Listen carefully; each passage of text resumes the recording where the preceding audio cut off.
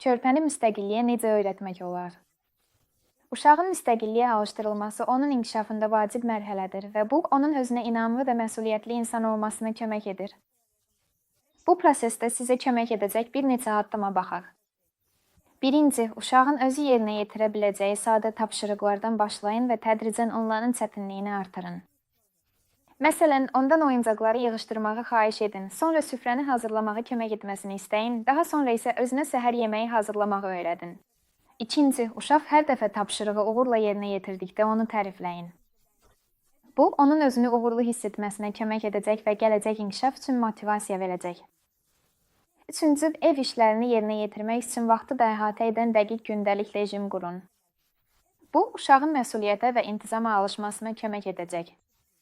Dördüncü, uşaqlar tez-tez böyüklərin davranışını təkrarlayırlar. Onlara müəyyən tapşırıqları necə düzgün yerinə yetirmək lazım olduğunu göstərin və onlar da sizə bənzəməyə çalışacaqlar. Beşinci, uşağın öz ideya və həllərini təklif etməsini təşviq edin. Altıncı, uşağa öz səhvlərindən öyrənməyə imkan verin. İzah edin ki, səhvlər öyrənmə prosesinin bir hissəsidir və ona bu səhvləri düzəltməyin yollarını tapmaqda kömək edin.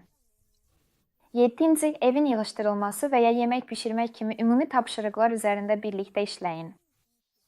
Bu, ailə bağlarını möhkəmləndirir və uşağa əməkdaşlıq etməyi öyrədir.